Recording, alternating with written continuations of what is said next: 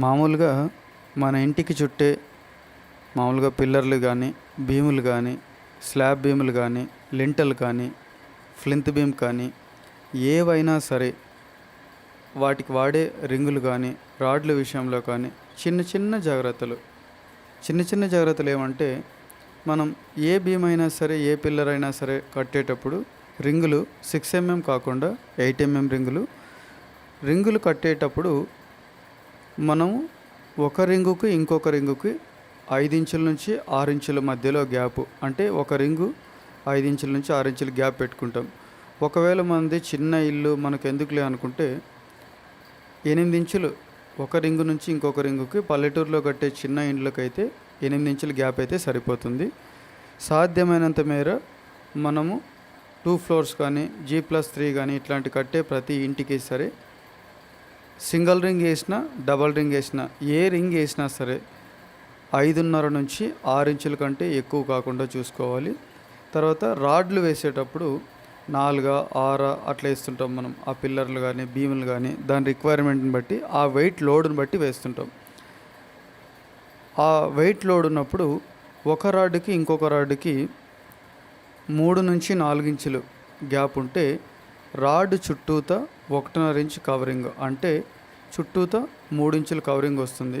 Round షేప్లో calculate చేసుకుంటే ప్రతి రాడ్డు 1.5 ఇంచ్ కవరింగ్ ఉండేటట్టు చేసుకుంటే మొత్తం చుట్టూతా కాంక్రీట్ ఉంటుంది, మధ్యలో రాడ్ ఉంటుంది, చాలా బాగా ఫిట్ అవుతుంది, తర్వాత సెట్ అవుతుంది.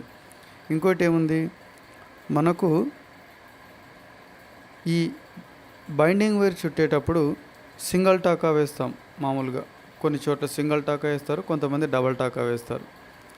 సింగిల్ టాకా అయితే దానివల్ల వేస్తే ఈరోజు ఏం అనిపించకపోవచ్చు, కానీ దానివల్ల వచ్చే ప్రాబ్లం ఏమంటే అవి సరిగా ఫిట్గా ఉండవు, ఎక్కడో పక్కకు వాలిపోతాయి.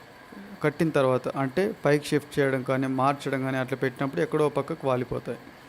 ఎట్లా వాలిపోతాయంటే, మన ఇంటికి రేకుల షెడ్ వేస్తే ఏటవాలుగా ఎట్లయితే వాలిపోతాయో ముందు వేసేటప్పుడు రేకుల షెడ్, అలాగే ఆ రింగు సింగిల్ టాకా వేస్తే అట్లా వాలిపోతుంది. డబల్ టాకా వేస్తే ఏం బెనిఫిట్ అంటే, డబల్ టాకా అసలు ఎట్లా వేస్తామంటే కత్తెరలాగైనా, లేకపోతే మన ఏబిసిడీల్లో ఆల్ఫాబెటికల్ లెటర్స్లో వచ్చే ఎక్స్ లాగా కానీ, లేదు ఇంటూ లాగా కానీ, అది ఆ రకంగా ఉంటుంది డబల్ టాకా వేస్తే.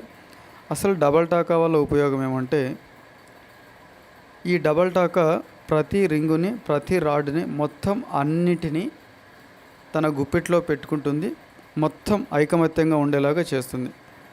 ఉదాహరణకు భారతదేశానికి ఒకప్పుడు స్వాతంత్రం కోసం ప్రజలంతా కలిస్తే ఉమ్మడి కుటుంబంలాగా ఉద్యమం ఎలా తయారైందో, అలాగే మనం చుట్టే ప్రతి బైండింగ్ వైర్ పీస్ కూడా ప్రతి రింగుని, ప్రతి రాడ్డుని అనుసంధానం చేస్తూ అంత పటిష్టంగా తయారు చేస్తుంది. అందుకే సాధ్యమైనంత మేర డబల్ టాకా వేసుకోండి.